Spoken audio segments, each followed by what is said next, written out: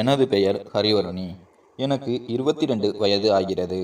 என் அம்மா அப்பாவிற்கு நான் ஒரே மகள்தான். இன்று எனது திருமணம். எனக்கு இந்த திருமணத்தில் துளியும் விருப்பமில்லை. எனது பெற்றோரிடம் தெளிவாக மறுத்து எனக்கு திருமணம் செய்து கொள்ள இப்பொழுது விருப்பமில்லை என்று கூறியிருந்தேன். எனது திருமணத்தை நான் விரும்பாததற்கு ஒரு பெரிய ரகசியம் இருந்தது. அந்த ரகசியம் யாருக்கும் தெரியக்கூடாது என்பதில் நான் மிகவும் அழுத்தமாய் இருந்தேன். நான் அழுது கொண்டே என் அம்மாவிடம் கெஞ்சினேன், தயவு செய்து எனக்கு திருமணம் இப்பொழுது வேண்டாம் என்று. ஆனால் அவர் என் சொல்லை கேட்கவில்லை. அவர் சொன்னார், நீ என்னுடைய ஒரே மகள். உனக்கு திருமணம் செய்து வைத்து எங்கள் கடமையில் இருந்து விடுதலை பெற விரும்புகிறோம். எங்களுக்கு பிறகு உள்ள காலங்களில் உனக்கு என்ன ஆகும் என்று நினைத்தாலே நாங்கள் பயப்படுகிறோம். உன்னை ஒருவருக்கு திருமணம் செய்து கொடுத்து விட்டால் நாங்கள் நிம்மதியாக இருப்போம். திருமணம் என்பது ஒரு வலுவான பிணைப்பு. உன் கணவனுடன் வாழ்ந்தால் போதும், நாங்கள் மிகவும் சந்தோஷமாயிருப்போம் என்று கூறினார். நான் எனக்கு திருமணம் வேண்டாம் என்று என் அம்மாவிடம் மிகவும் பிடிவாதம் செய்தேன். என் பிடிவாதத்தை கண்டு என் அம்மா என் முன்னால் கை கூப்பினார். என் அம்மா அழுவதை நான் பார்க்க முடியவில்லை. வேறு வழியில்லாமல் நான் இந்த திருமணத்திற்கு சம்மதம் தெரிவித்தேன். பிறகு என் திருமணமும் நிச்சயிக்கப்பட்டு சில நாட்களில் திருமணமும் நடந்தது. அவர் பெயர் கிஷோர். அவருக்கும் அம்மா, அப்பா மற்றும் ஒரு அக்காவும் இருக்கிறார்கள். இப்படி இருக்க என் மாமியார் என்னை என் கணவனின் அறைக்குள் அமர வைத்தார். அங்கு சென்றதும் நான் மிகவும் பயத்துடன் இருந்தேன். என் இதயம் வேகமாக அடித்து கொண்டிருந்தது. என் உடல் முழுவதும் நடுங்கியது. என் கைகள் குளிர்ந்து போயின. நேரம் கடந்து கொண்டே இருந்தது. நேரம் போக போக எனக்கு பயம் அதிகரித்து கொண்டே இருந்தது. சிறிது நேரத்தில் என் கணவன் இந்த அறைக்குள் வருவான் என்று நினைத்த போது எனக்கு மூச்சு வாங்கியது. அதற்கு பின் என்ன நடக்கும் என்று நினைத்து நான் பயந்து கொண்டிருந்தேன். நான் இதை நினைத்து ஆழ்ந்த யோசனையில் இருந்தபோது திடீரென அறைக்கதவு திறந்தது. என் கணவன் நான் அமர்ந்திருந்த கட்டிலை பார்த்து முகம் சுளிக்க ஆரம்பித்தான். அவன் அறைக்கு வந்தவுடன் என் இதயம் வேகமாக துடிக்க ஆரம்பித்தது. அவன் என்னை ஒரு பார்வை பார்த்தான். அதற்கு பிறகு அவன் கதவை வேகமாக மூடிவிட்டு வெளியே சென்று விட்டான். கதவு மூடப்படும் போது என் இதயமும் அப்படியே நின்றுவிட்டது போல் இருந்தது. சிறிது நேரத்திற்கு பிறகு என் அறைக்கதவு மீண்டும் திறந்தது. என் அண்ணி திகைப்புடன் உள்ளே நுழைந்தாள். அவள் கையில் ஒரு வெள்ளை நிற போர்வை இருந்தது. அவள் சொன்னால், திருமண குழப்பத்தில் நான் இதை மறந்துவிட்டேன். கிஷோர் என்னிடம் நீங்கள் படுக்கும் படுக்கையில் வெள்ளை நிற போர்வையை விரிக்கச் சொன்னான். ஆனால் அதை நான் சுத்தமாக மறந்துவிட்டேன். நீ கொஞ்சம் அந்த கட்டிலில் இருந்து எழுந்திரு என்று கூற நானும் எழுந்தேன். பின்னர் படுக்கையில் வெள்ளை நிற போர்வையை விரித்தாள். என்னிடம் அவள் சொன்னாள், கிஷோர் இந்த விஷயத்தில் மிகவும் சந்தேகப்படுபவன். படுக்கையின் போர்வையை பார்த்ததும் அவன் கோபமாக என்னை திட்டிவிட்டு வெளியே சென்று விட்டான் என்று என் அண்ணி சொல்வதை பார்த்து எனக்கு ஒன்றுமே புரியவில்லை. நானும் ஏன் இப்படி வெள்ளை போர்வை விரிக்கச் சொல்கிறார்கள் என்று யோசித்துக் கொண்டிருக்க சற்று நேரம் கழித்து கோபத்துடன் கிஷோர் என் அறைக்குள் நுழைந்தான். அவன் என் அண்ணியிடம் சொன்னான், நான் முன்பே உன்னிடம் சொன்னேன், திருமணத்தின் முதல் இரவில் என் படுக்கையில் வெள்ளை போர்வை விரிக்க வேண்டும் என்று.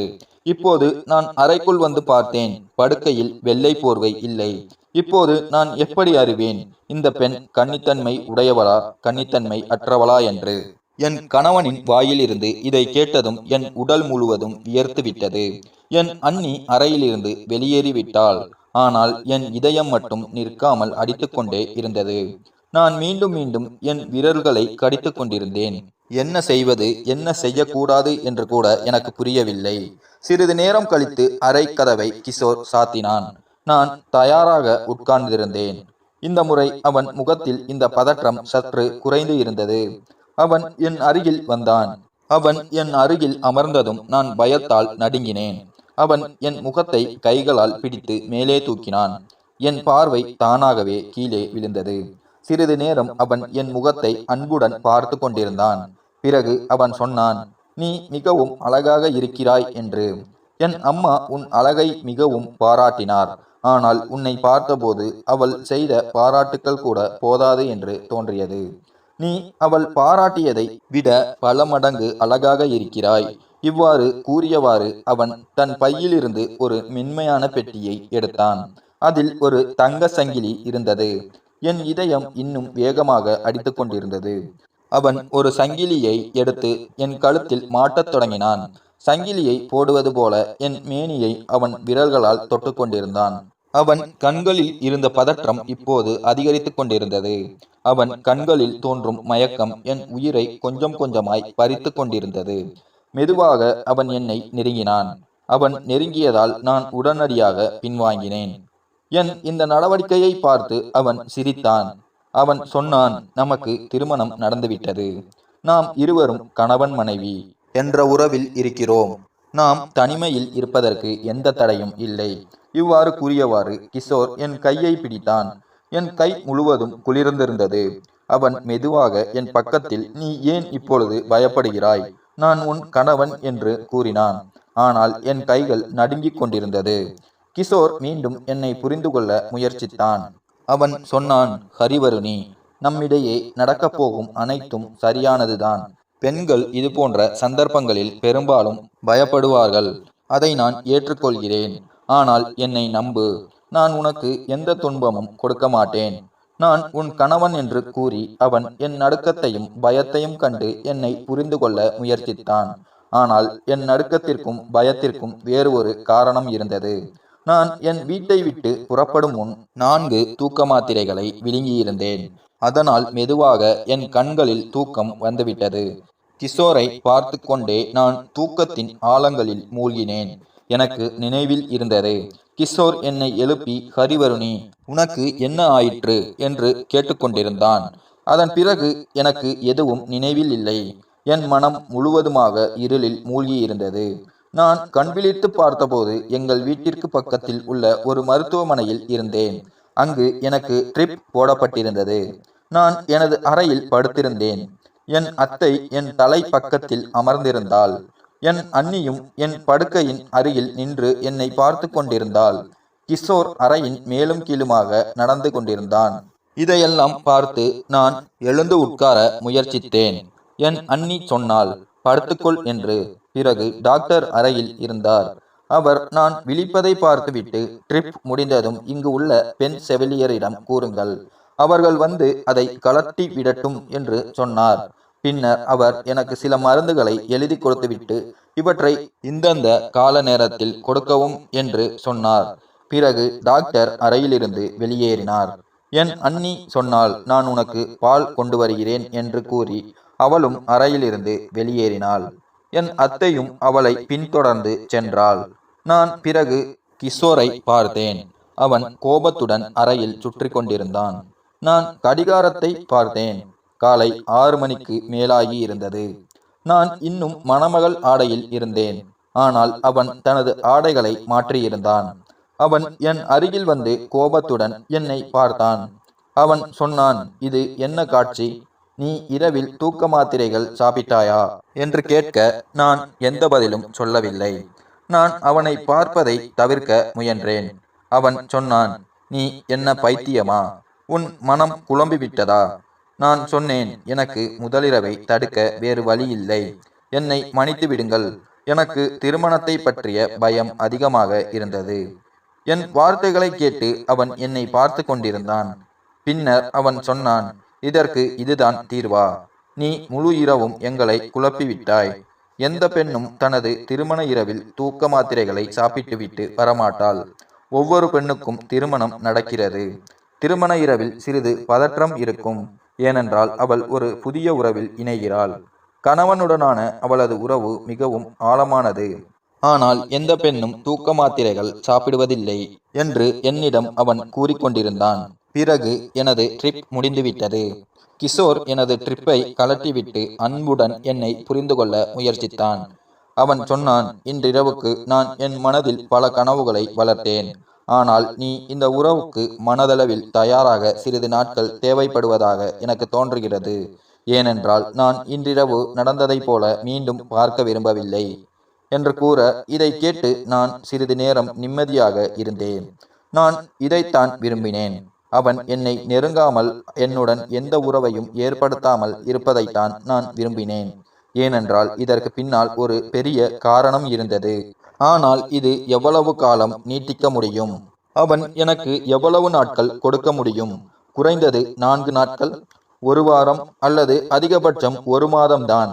அவன் கண்களில் தெரிந்த பதற்றத்தை பார்த்து நான் இந்த மனிதனின் பொங்கி வரும் உணர்ச்சிகளை எப்படி தடுப்பேன் என்று புரியவில்லை. அவன் என் முகத்தை மிகவும் கவனமாக பார்த்து கொண்டிருந்தான். நான் மனதளவில் சோர்ந்து போயிருந்தேன்.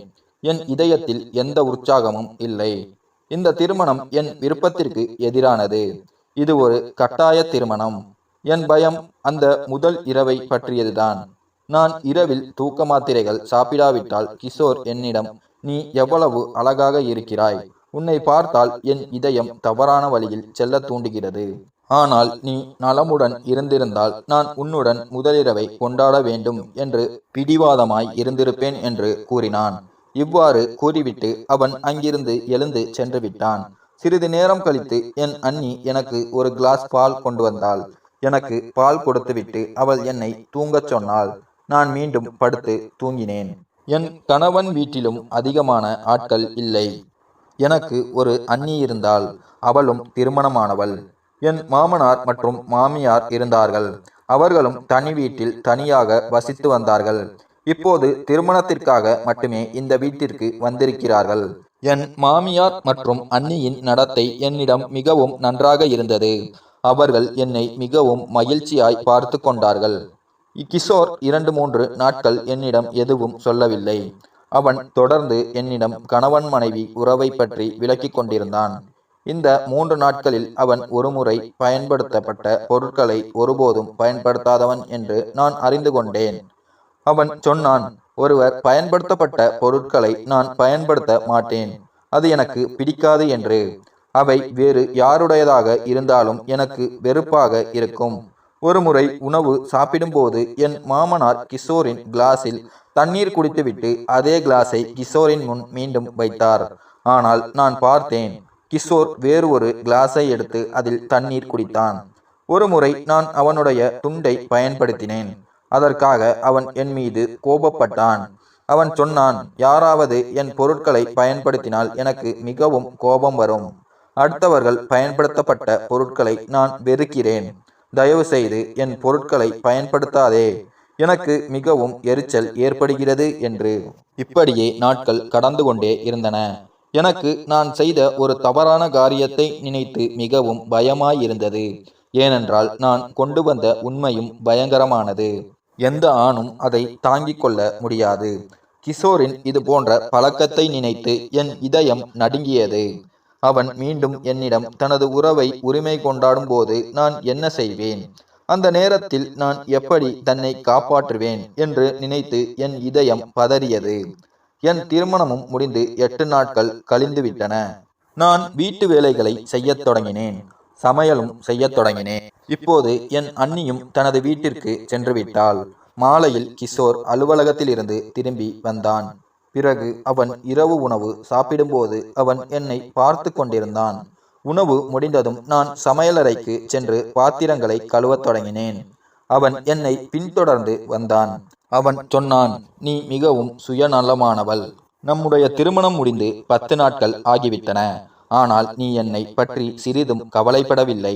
நான் உன்னுடன் எப்படியெல்லாம் இருக்க வேண்டும் என்று ஆசைப்பட்டேன் தெரியுமா என்று. அவன் என் அருகில் வந்தான். என் கையில் இருந்த பாத்திரத்தை எடுத்து சிங்கில் வைத்தான். பிறகு அவன் சொன்னான், இதையெல்லாம் விட்டுவிட்டு என் கூட அறைக்கு வா என்று. அவன் என் கையை பிடித்து அறைக்கு இழுத்துச் சென்றான். அறை கதவை மூடி பூட்டினான். நான் நடுங்க ஆரம்பித்தேன். என் இதயம் வேகமாக அடித்து கொண்டிருந்தது. எனக்கு மூச்சு திணறல் ஏற்பட்டது போல் தோன்றியது. பிறகு நான் கிஷோரிடம் என் நிலையை பற்றி கூறினேன். ஆனால் அவன் என்னை விடுவது போல தெரியவில்லை. என் பயத்தை பார்த்து அவன் என்னை படுக்கையில் உட்கார வைத்தான். பிறகு சொன்னான், உனக்கு என்ன பிரச்சனை? ஏன் இப்படி நடந்து கொள்கிறாய்? எந்த பெண்ணும் இப்படி செய்ய மாட்டாள். நீ எல்லாவற்றிலும் சரியாகத்தான் இருக்கிறாய். வீட்டு வேலைகளையும் செய்கிறாய். ஆனால் என்னை பற்றி எந்த உணர்வும் உனக்கு இல்லை. நான் உன்னை நெருங்க முயற்சிக்கும் போதெல்லாம் நீ பயந்து நடுங்குகிறாய். இது எவ்வளவு காலம் நீடிக்கும் என்று கூறினான். நான் சொன்னேன், எனக்கு பயமாக இருக்கிறது என்று. அவன் சொன்னான், நான் இருக்கிறேன்.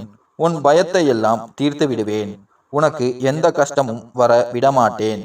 இதை சொல்லி அவன் என் முகத்தில் விழுந்த முடியை விரல்களால் தள்ளினான். பிறகு மெதுவாக அவன் கைகளால் என் முகத்தை தொட தொடங்கினான். நான் உடனே அவன் கையை தள்ள முயன்றேன். ஆனால் இந்த முறை அவன் என் கையை அவன் மற்றொரு கையால் பிடித்து நிறுத்தினான். அவன் கூறினான், நீ என்னை தடுக்க முடியாது. இன்று நான் உன்னை விட்டுவிட போவதில்லை. நீ என்னை நிறைய தவிக்க வைத்து விட்டாய். உன் பயத்தை என் காதலால் தீர்த்து விடுவேன் என்று கூறி அவன் என் முடியை அவிழ்த்தான். அவன் செயலை பார்த்து எனக்கு என்ன சொல்வது என்றே தெரியவில்லை. எனக்கு கண்ணிலிருந்து கண்ணீர் வராத குறைதான். நான் கண்ணீரை மிகவும் கஷ்டப்பட்டு தடுத்து கொண்டிருந்தேன். அவன் என்னை மேலும் நெருங்குவதற்கு முன் என் கையை அவன் மார்பில் வைத்து தடுத்தேன்.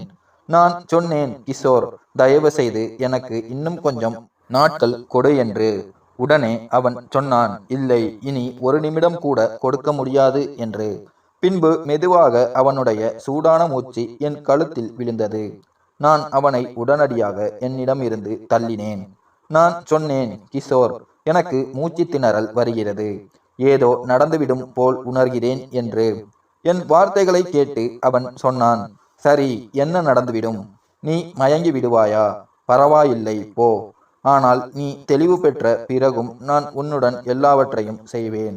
அது என் உரிமை என்று கிஷோர் கூற நான் அழ ஆரம்பித்தேன். அவனை என்னிடமிருந்து தள்ள முயன்றேன். என் நிலை மேலும் மோசமாகி கொண்டிருந்தது. ஆனால் அவன் என்னை விட்டுவிட தயாராக இல்லை. அவன் இப்போது என்னை மிக அருகில் இழுத்து கொண்டான். என்னால் இப்போது எதுவும் செய்ய முடியவில்லை. பிறகு நான் என்னை அவனிடம் ஒப்படைத்து விட்டேன்.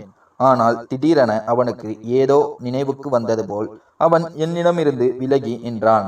அவன் சொன்னான், அந்த வெள்ளை துணியை விரிக்க மறந்துவிட்டேன். அவன் என்னிடம் அந்த வெள்ளை துணி என்று கூறியதும் எனக்கு மரணத்தின் செய்தியாக இருந்தது. அவன் என்னை விட்டு செல்வதற்கு முன் நான் அவன் கையை பிடித்து என் பக்கம் இழுத்தேன். நான் சொன்னேன், தயவு செய்து என்னை விட்டுவிட்டு போகாதே, எனக்கு பயமா இருக்கிறது என்று. என் வார்த்தைகளை கேட்டு அவன் என்னை ஆச்சரியத்துடன் பார்த்தான். அவன் சொன்னான், நீ என்னடி பெண்ணே, நான் உன்னிடம் வருவதற்கும் பயமா? நான் உன்னை விட்டு போவதற்கும் பயமா? ஒரு நிமிடம் இரு, நான் இப்போதே வருகிறேன் என்று அந்த வெள்ளை துணியை எடுத்துக்கொண்டு வருகிறேன் என்று சொல்லிவிட்டு அவன் என் கையை அவன் கையிலிருந்து விடுவித்தான். அவன் எழுந்து நின்று அலமாரியில் வெள்ளை துணியை தேடினான். ஆனால் அந்த வெள்ளை துணியை நான் ஏற்கனவே மறைத்து வைத்துவிட்டேன். நீண்ட நேரம் அந்த வெள்ளை துணியை தேடினான். கிடைக்காததால் அவன் ஒரு பெருமூச்சு விட்டான். பிறகு அலமாரியை மூடிவிட்டு திரும்பி வந்தான். அவன் சொன்னான், வெள்ளை துணி இன்று உன் உயிரை காப்பாற்றிவிட்டது. அக்கா அந்த வெள்ளை துணியை எங்கே வைத்து விட்டாளோ தெரியவில்லை என்றான். இதை கேட்டு நான் மௌனமாகிவிட்டேன். பிறகு அவன் சொன்னான், நீ என் பக்கத்தில் இருந்த நாட்களில் நீ என் பழக்கத்தை நன்றாக புரிந்து கொண்டிருப்பாய். இதை சொல்வது எனக்கு இஷ்டமில்லை. ஆனால் இன்றைய நிலையில் இந்த சூழ்நிலையில் கவனமாக இருக்க வேண்டும். நான் கண்ணியத்தை இழந்த பெண்ணை விரும்பவில்லை என்று அவன் சொன்னான். பிறகு அவன் தன் பக்கத்தில் இருந்த விளக்கை அணைத்துவிட்டு தூங்குவதற்கு படுத்து கொண்டான். ஆனால் எனக்கு தூக்கமே வரவில்லை. நான் தூங்க முயன்றேன், ஆனால் தூக்கம் வரவில்லை. மறுநாள் கிஷோர் என்னிடம் சொன்னான், எனக்கு ஒரு நண்பன் இருக்கிறான். அவன் வெளிநாட்டில் இருந்து வந்து இருக்கிறான். நமக்கு திருமணமானது அவனுக்கு தெரியும். அவன் நம் இருவரையும் ஜோடியாக பார்க்க வேண்டும் என்று ஆசைப்படுகிறான். நான் அவனை வீட்டிற்கு அழைத்து வருகிறேன். நீ சுவையான உணவை சமைத்து வை என்று கூறிவிட்டு சென்று விட்டான். பிறகு மாலை நேரம் ஆன பின் கிஷோரின் நண்பன் வீட்டிற்கு வந்துவிட்டான். நான் சமையலறையில் எல்லாவற்றையும் தயார் செய்து விட்டேன். கிஷோர் சமையலறைக்கு வந்து நான் போட்டு வைத்திருந்த டீயை எடுத்துக்கொண்டு போய் அவர் நண்பருக்கு முன் வைத்தான். பிறகு அவன் என்னை அழைத்தான், நீயும் வா, அவன் உன்னை பார்க்க விரும்புகிறான் என்று. நான் சொன்னேன், நான் ஏன் ஒரு தெரியாதவரை சந்திக்க வேண்டும்? அவர் உங்கள் நண்பன் என்று. உடனே கிஷோர் சொன்னான், அவன் என் நண்பன், மிகவும் நல்லவன். அவனை அந்நியன் என்று சொல்ல வேண்டாம் என்று கூறி பிறகு அவன் என் கையை பிடித்து என்னை அவன் அமர்ந்து இருக்கும் ரூமுக்கு இழுத்துச் செல்ல ஆரம்பித்தான். ஆனால் அந்த ரூமுக்கு செல்லும் முன்பே அவன் நண்பனை நான் பார்த்து விட்டேன். அவனை பார்த்ததும் எனக்கு மயக்கம் ஏற்பட்டது. என் கண்களுக்கு முன் இருள் சூழ்ந்தது. நான் அப்படியே அங்கேயே உட்கார்ந்து விட்டேன். கிஷோர் சொன்னான், உனக்கு என்ன ஆயிற்று? வா, என் நண்பரை சந்திக்கலாம். அவன் உன்னை பார்க்க விரும்புகிறான் என்று. நான் சொன்னேன், கிஷோர், எனக்கு என்னவென்று தெரியவில்லை. என் தலை சுற்றுகிறது. நான் சிறிது நேரம் என் அறையில் ஓய்வெடுக்க விரும்புகிறேன். என் நிலையை பார்த்து கிஷோர் என்னிடம் அதிகம் பேசவில்லை. அவன் தனியாக அவன் நண்பனிடம் சென்றான். நான் என் அறைக்கு சென்றேன். என் பயத்தின் உண்மையான காரணம் கிஷோரின் நண்பராக அந்த அறையில் அமர்ந்திருந்த அந்த மனிதன்தான். நான் உடைந்து அழ ஆரம்பித்தேன். இதுதான் நான் மறக்க விரும்பிய கசப்பான உண்மை. ஆனால் விதிக்கு வேறு ஏதோ திட்டம் இருந்தது. அவன் பெயர் சூர்யா. அவனை நான் முதலில் ஒரு கடையில் சந்தித்தேன். நாங்கள் இருவரும் புத்தாண்டுக்கு வாழ்த்து சொல்லும் ஒரு கார்டை வாங்க விரும்பினோம். ஆனால் அந்த கடையில் அந்த கார்டு ஒன்று மட்டுமே இருந்தது. அதை பற்றி நாங்கள் இருவரும் விவாதித்தோம். அந்த புத்தாண்டு கார்டு எங்கள் இருவருக்கும் பிடித்திருந்தது. அதே மாதிரியான கார்டு அந்த கடையில் வேறு எதுவும் இல்லை. நாங்கள் இருவரும் அந்த கார்டை பற்றி விவாதிக்க ஆரம்பித்தோம். சிறிது நேரம் கழித்து சூர்யா அந்த கார்டை என்னிடம் கொடுத்தான். ஆனால் அந்த கார்டில் அவன் தன் பெயரையும் தொலைபேசி எண்ணையும் எழுதிவிட்டான். நான் வீட்டிற்கு வந்து பார்த்தபோது அதில் அவன் பெயரும் தொலைபேசி எண்ணும் எழுதப்பட்டிருந்தது. அவன் மிகவும் அழகான இளைஞனாக இருந்தான். ஆனால் அவனுடைய இந்த செயலுக்கு எனக்கு கோபம் வந்தது. ஏனென்றால் இப்போது அந்த கார்டு எனக்கு எந்த பயனுக்கும் உதவாது. நான் அதை என் நண்பருக்கு கொடுக்க முடியாது. ஏனென்றால் அதில் அந்த பையனின் பெயரும் தொலைபேசி எண்ணும் இருந்தன. நான் கோபத்தில் அந்த எண்ணை டயல் செய்து அவனை திட்டிக் கொண்டிருந்தேன். நீ ஏன் இந்த கார்டில் உன் எண்ணை எழுதினாய்? இப்போது இது எனக்கு எந்த பயனுக்கும் உதவாது. இதிலிருந்து தான் எங்கள் பேச்சு தொடங்கியது. அது மேலும் மேலும் வளர்ந்து நாங்கள் இருவரும் ஒருவருக்கொருவர் காதலிக்க ஆரம்பித்தோம். அவன் என்னிடம் சொன்னான், முதல் பார்வையிலேயே நீ எனக்கு மிகவும் பிடித்துவிட்டாய். நான் வேண்டுமென்றே உன்னுடன் விவாதத்தை தொடங்கினேன். எனக்கு அந்த கார்டில் எந்த ஆர்வமும் இல்லை. நான் விரும்பினால் வேறு கார்டை எடுத்துக்கொள்ளலாம். எனக்கு ஆர்வம் உன்னிடத்தில் இருந்தது. அதனால்தான் நான் என் எண்ணை எழுதினேன் என்று அவன் கூற, நான் முதலில் அவனுடன் நட்பு கொள்ளவே விரும்பினேன். ஆனால் இந்த நட்பு காதலாக மாறிவிடும் என்று நான் எதிர்பார்க்கவில்லை. அவன் எனக்கு மிகவும் பிரியமானவனாகிவிட்டான். 6 மாதங்களுக்குள் நாங்கள் ஒருவருக்கொருவர் இல்லாமல் இருக்க முடியாத நிலைக்கு வந்துவிட்டோம். ஒருவருக்கொருவர் எல்லா விஷயங்களையும் பகிர்ந்து கொள்ள ஆரம்பித்தோம். நான் அவனுக்காக செய்யக்கூடாத விஷயங்களையும் செய்தேன். ஒருவரை நமக்கு மிகவும் பிடித்துவிட்டால் அவரது புத்தி மழுங்கிவிடும். எங்களுடைய விஷயத்திலும் அதே நடந்தது. மெதுவாக நான் என் பாதையிலிருந்து வழி தவற ஆரம்பித்தேன். அந்த வயது ஒரு உணர்ச்சி மிகுந்த வயது. அப்போது நான் கல்லூரி 1ஆம் ஆண்டு படித்து கொண்டிருந்தேன். எனக்கு 18 வயதுதான். இந்த வயதில் பெண்கள் எளிதில் தவறான பாதையில் செல்ல நேரிடும். ஒருமுறை சூர்யா என்னை சந்திக்க அழைத்தான். நான் அவனை சந்திக்க வேண்டும் என்று முடிவு செய்தேன். அவனை சந்திக்கச் சென்றேன். ஒருவரையொருவர் பார்த்ததும் எங்கள் உணர்வுகள் பொங்கி எழுந்தன. எங்களால் கட்டுப்படுத்த முடியவில்லை. ஒரு நாள் நடக்கக்கூடாதது நடந்துவிட்டது. அன்று நான் கல்லூரிக்கு செல்வதாக சொல்லிவிட்டு உண்மையில் சூர்யாவை சந்திக்க சென்றேன். முதலில் நாங்கள் ஒரு கஃபேயில் சந்தித்தோம். ஒருவருக்கொருவர் மேலும் நெருக்கமாக இருக்க விரும்பினோம். அவன் என்னை அவனது நண்பனின் பிளாட் ஒன்றுக்கு அழைத்துச் சென்றான். பிளாட்டில் தனியாக இருப்பது எனக்கு கொஞ்சம் பயமாக இருந்தது. ஆனால் மெதுவாக அந்த பயம் குறைய ஆரம்பித்தது. சூர்யா என்னிடம் சொன்னான், நான் என் அண்ணனுடன் வெளிநாட்டுக்கு செல்லப் போகிறேன். 3 வருடங்களுக்கு பிறகு திரும்பி வருவேன். அப்போது உன் வீட்டில் வந்து நான் உன்னை பெண் கேட்கிறேன். 3 வருடங்களில் நான் நன்றாக செட்டில் ஆகிவிடுவேன். அப்போது உன் வீட்டார் எந்த ஆட்சேபனையும் சொல்ல மாட்டார்கள் என்று கூற, சூர்யாவின் வார்த்தைகளை கேட்டு என் கண்களில் கண்ணீர் வழிந்தது. நான் சொன்னேன், சூர்யா, நான் 3 வருடங்களை எப்படி கடத்துவேன்? நீ இல்லாமல் நான் என்ன செய்வேன் என்று கூற அவன் கண்களும் கலங்கியிருந்தன. நான் எப்போது அழுது கொண்டே அவன் அருகில் சென்றேன் என்று தெரியவில்லை. நான் அவன் தோளில் தலையை வைத்து அழ ஆரம்பித்தேன். எங்கள் இருவருக்கும் இது முதன்முறையான நெருக்கமான சந்திப்பு. சூர்யாவின் வாழ்க்கையிலும் எனக்கு முன் எந்த பெண்ணும் இவ்வளவு நெருக்கமாக வரவில்லை. என் வாழ்க்கையிலும் எந்த பையனும் இவ்வளவு நெருக்கமாக வரவில்லை. அவன் என்னை ஆறுதல் கூறினான். அவன் சொன்னான், நீ கவலைப்படாதே, இப்போது எனக்கு வேலை இல்லை. உன் பெற்றோர்கள் வேலை இல்லாமல் என்னை உனக்கு திருமணம் செய்து கொடுக்க மாட்டார்கள் என்று கூற நான் அவனோடு சேர்ந்து அழ ஆரம்பித்தேன். எப்போது சூர்யா மயங்கினான் என்று தெரியவில்லை. அவன் மெதுவாக என்னை தன் கைகளால் அணைத்து கொண்டான். அவன் சொன்னான், நானும் நீ இல்லாமல் எப்படி வாழ்வேன்? நான் உன்னை மறக்க முடியாத அளவுக்கு எனக்கு நீ ஒரு பரிசு கொடு. நான் அங்கே இருக்கும்போது எப்போது என் மனம் கவலையாக இருந்தாலும் உன்னை நினைத்து கொள்வேன். இந்த அழகான தருணங்களை நினைத்து மனதிற்கு ஆறுதல் தேடுவேன் என்று அவன் கூறினான். இதை கேட்டு நான் பயந்து விட்டேன். நான் சூர்யாவிடம் இருந்து விலகி நின்றேன். நான் மறுத்தேன். ஆனால் அவன் காதலுக்கு முன் நான் முட்டாளாகிவிட்டேன். நான் அவனை அதிகம் மறுக்கவில்லை. மெதுவாக நாங்கள் மிகவும் நெருக்கமாகிவிட்டோம். எனக்கே தெரியாமல் அந்த சந்திப்பு என் வாழ்க்கையில் கடினமான பாடமாகிவிட்டது. உணர்ச்சிகளின் புயல் அடங்கி போனது. நான் எல்லாவற்றையும் இழந்துவிட்டேன். நான் தொடர்ந்து அழுது கொண்டிருந்தேன். அவன் சட்டை அணிந்து கொண்டு சொன்னான், நான் உன்னை ஒருபோதும் ஏமாற்றி விட மாட்டேன் என்று. நான் சொன்னேன், சூர்யா, எனக்கு பயமாக இருக்கிறது. தாமதமாகிவிட்டால் நான் என்ன செய்வேன்? அவன் சொன்னான், உனக்கு எதுவும் நடக்காது. நீ இப்போது 1ஆம் ஆண்டுதான் படித்து கொண்டு இருக்கிறாய். நீ படிப்பை முடிக்கும் முன்பே நான் திரும்பி வருவேன்.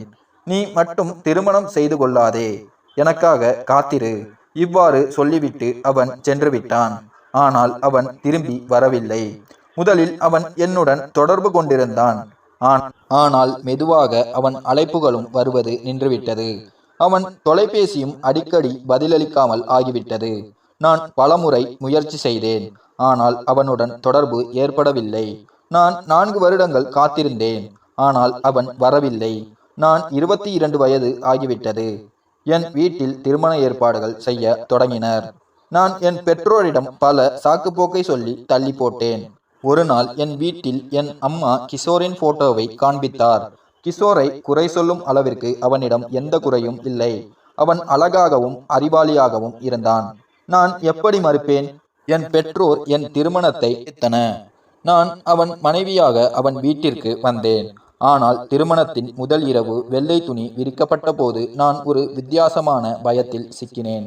ஏனென்றால் அவன் நான் பரிசுத்தமானவள் அல்ல என்பதை அறிந்து கொள்வான். இப்போது சூர்யா என் முன் வந்து நின்றான். அவன் ஏன் வந்தான்? 4 வருடங்களில் வரவில்லை. இப்போது ஏன் என் வாழ்க்கையை அழிக்க வந்தான்? நான் ஏற்கனவே பெரிய சிக்கலில் என் வாழ்க்கையை கடத்தி கொண்டிருந்தேன். என் கணவன் என்னை வெள்ளை துணி இல்லாமல் ஏற்க தயாராக இல்லை. அவனுக்கு நான் கன்னித்தன்மை உடையவள் என்ற சான்று தேவைப்பட்டது. நான் அதை ஏற்கனவே இழந்துவிட்டேன். மாலை நேரம் இரவாக மாறியது. பிறகு கிஷோர் அறைக்குள் வந்தபோது நான் அழுவதை பார்த்து, உனக்கு என்ன ஆச்சு என்று கேட்டான். நான் சொன்னேன், எனக்கு தலை மிகவும் வலிக்கிறது என்று. அவன் சொன்னான், வா, நான் உன்னை டாக்டரிடம் அழைத்து செல்கிறேன். நான் மறுத்துவிட்டேன். நான் சொன்னேன், நான் மாத்திரை சாப்பிட்டு விட்டேன், சிறிது நேரத்தில் சரியாகி விடுவேன் என. அவன் சொன்னான், சூர்யா எனக்கு மிகவும் நெருக்கமான நண்பன், நீ எங்களுடன் அமர்ந்து பேச வேண்டும் என்று நான் விரும்பினேன். பிறகு கிஷோர் சொன்னான், உனக்கு தெரியுமா, என் நண்பன் சூர்யாவிற்கு மிகவும் மோசமான நிகழ்வு நடந்தது. அது என்னவென்றால் அவனுக்கு ஒரு பெண்ணிடம் காதல் ஏற்பட்டது. ஆனால் அந்த பெண் அவனை ஏமாற்றி விட்டாள். அவன் அந்த பொண்ணுக்காக வெளிநாடு சென்றான், தன்னை செட்டில் செய்து கொண்டு அவளுடன் திருமணம் செய்து கொள்ளலாம் என்று. ஆனால் அந்த பெண் அவனை ஏமாற்றி விட்டாள். அவன் சென்ற இடத்தில் அவனுக்கு விபத்து ஏற்பட்டது. அதில் அவனது ஒரு கால் பாதிக்கப்பட்டது. அவன் இப்போது கட்டையை ஊன்றி நடக்கிறான். அந்த விபத்தில் அவனது மொபைல் போன் யாரோ எடுத்துவிட்டனர். அது அவனுக்கு திரும்ப கிடைக்கவில்லை. அதனால் அவன் அந்த பெண்ணுடன் மீண்டும் தொடர்பு கொள்ள முடியவில்லை. அவனுக்கு வேலை கிடைத்த கம்பெனியே அவனது சிகிச்சைக்கு ஏற்பாடு செய்தது. ஆனால் அவன் அங்கு விபத்தை ஏற்படுத்தியதால் அவனை 4 வருடங்களுக்கு சிறையில் அடைத்துவிட்டனர். அவன் குணமடைந்த பிறகு மீண்டும் வேலையில் சேர வேண்டும் என்றும் 4 வருடங்களுக்கு இந்தியா திரும்ப முடியாது என்றும் கட்டளையிட்டனர். அவன் அந்த பெண்ணுடன் தொடர்பு கொள்ள விரும்பினாலும் அவளுடன் பேச முடியவில்லை. ஏனென்றால் அவளது தொலைபேசி எண் அந்த மொபைலில் இருந்தது. அவன் திரும்பி வந்தபோது அந்த பெண்ணுக்கு திருமணம் ஆகிவிட்டது என்று தெரிந்தது. அந்த பெண் அவனை ஏமாற்றி விட்டாள். அவனுக்காக காத்திருக்கவும் இல்லை. இதைத்தான் உனக்கு சொல்ல வந்தேன். பிறகு அவன் சொன்னான், உனக்கு தெரியுமா, நான் ஏன் திருமண இரவில் வெள்ளை துணி விரிக்க விரும்பினேன் என்று அவன் கூற, நான் உடனே ஏன் என்று கேட்டேன்.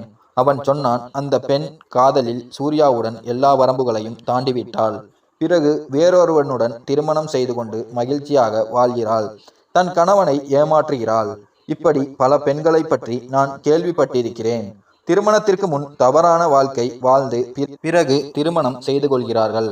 கணவனுக்கு தெரியாமல் தான் வாழ்க்கை நடத்தும் பெண் பரிசுத்தமானவளா அல்லது கன்னித்தன்மையை அற்றவளா என்று தெரியாது என என்னிடம் அவன் கூறிக்கொண்டிருக்க, இதை கேட்ட என் மனதால் அதை தாங்க முடியவில்லை. நான் கிஷோரிடம் சென்று அழ ஆரம்பித்தேன். உடனே கிஷோர் கேட்டான், என்ன ஆயிற்று, ஏன் அழுகிறாய்? நான் அவன் முன் என் கைகளை கூப்பினேன். நான் சொன்னேன், கிஷோர், என்னை மன்னித்துவிடு. நான் ஒரு பெரிய பாவம் செய்துவிட்டேன். நான் இனி உன்னிடம் பொய் சொல்லி வாழ முடியாது. நான் உனக்கு எல்லாவற்றையும் உண்மையாக சொல்லிவிடுகிறேன் என்று கூற, அவன் ஆச்சரியத்துடன் என்னை பார்த்தான். நான் சொன்னேன், நான் உனக்கு தகுதியானவள் அல்ல. நான் சூர்யாவை காதலித்தேன். ஆனால் ஏன் இந்த பாவத்தை செய்தேன் என்று எனக்கே தெரியவில்லை. நான் 3 வருடங்கள் அவனுக்காக காத்திருந்தேன். அவன் என்னை ஏமாற்றி விட்டான் என்று நினைத்தேன். அவனுக்கு இந்த விபத்து ஏற்பட்டது எனக்கு தெரியாது. திருமணத்திற்கு பிறகு நீ அறிந்து கொள்வாய் என்று பயந்தேன். நீ என்னை விட்டுவிடுவாய், விவாகரத்து செய்து விடுவாய் என்று பயந்தேன். அதனால் நீ என்னை நெருங்குவதை நான் விரும்புவதில்லை. நான் உனக்கு உண்மையை சொல்ல விரும்பினேன். ஆனால் உன் பழக்கத்தை பார்த்து பயந்தேன். நீ பயன்படுத்தப்பட்ட பொருட்களை மீண்டும் பயன்படுத்துவதில்லை. அப்படியானால் நீ என்னை எப்படி ஏற்றுக்கொள்வாய்? அதனால் இன்று நான் உனக்கு எல்லாவற்றையும் சொல்லிவிட்டேன். நீ விரும்பினால் என்னை மன்னித்துவிடு, விரும்பினால் என்னை தண்டித்துவிடு என்று கூற, என் வார்த்தைகளை கேட்டு கிஷோரின் கண்கள் கோபத்தால் சிவந்தன. அவன் சொன்னான், இது என்ன காதல்? இதில் நீ உன் கண்ணியத்தை இழந்துவிட்டாய். பிறகு அவன் சொன்னான், காதல் மற்றும் கண்ணியமும் இரண்டையும் ஒரு பெண்ணுக்கு அவளது கணவன் மட்டுமே தர முடியும், வேறு ஆனால் தர முடியாது. எனது நண்பன் சூர்யா செய்ததை நான் வெறுத்தேன். அவன் காதலில் ஒரு பெண்ணின் கண்ணியத்தை கெடுத்துவிட்டான். இந்த விஷயத்தில் நான் அவனை இப்போதும் திட்டிக் கொண்டிருப்பேன். ஏனென்றால் இது முற்றிலும் தவறானது. திருமணத்துடன் நீ என் மனைவியாக மாறிவிட்டாய். ஆம், நான் ஒப்புக்கொள்கிறேன். பயன்படுத்தப்பட்ட பொருட்களை நான் விரும்புவதில்லை. ஆனால் நீ ஒருபோதும் பொருள் அல்ல. நீ என் மனைவி. கணவன் மற்றும் மனைவி ஒருவருக்கொருவர் ஆடைகள் போன்றவர்கள். ஆடைகள் மனிதனின் உடலை மறைக்கின்றன, அவற்றின் குறைகளை மறைக்கின்றன. எனவே என் கடமை உன் இந்த குறையையும் மறைப்பதாகும். இவ்வாறு சொல்லி அவன் என் கையை பிடித்தான். நான் கல்லாக உறைந்து விட்டேன். கிஷோரின் மனது இவ்வளவு பெரியதாக இருக்கும் என்று நான் நினைக்கவே இல்லை. ஒரு நிமிடத்தில் என் இதயத்தில் அங்கத்தின் காதல் சூர்யாவை விட பல மடங்கு அதிகரித்தது. அவன் என்னை மன்னித்து விட்டான். அவன் சூர்யாவின் நட்பை முடித்து கொண்டான். அதன் பிறகு சூர்யா எங்கள் வீட்டிற்கு வரவே இல்லை. கிஷோரும் ஒருபோதும் அவனை பற்றி பேசவில்லை. இப்பொழுது என் திருமணம் முடிந்து 5 வருடங்கள் ஆகிவிட்டன. எங்களுக்கு ஒரு அழகான மகனும் உள்ளான். கிஷோர் ஒருபோதும் எனது கடந்த காலத்தை பற்றி என்னை கிண்டலாக கேலி செய்ததில்லை. நான் இப்போது கிஷோரின் மீது முற்றிலும் பித்தாகிவிட்டேன். அவன் வாயிலிருந்து வரும் ஒவ்வொரு வார்த்தையும் எனக்கு கட்டளை போன்றது. இத்துடன் கதை முடிந்தது. கதை பிடித்திருந்தால் லைக் செய்யவும், மறக்காமல் சேனலை சப்ஸ்கிரைப் செய்யவும். நன்றி.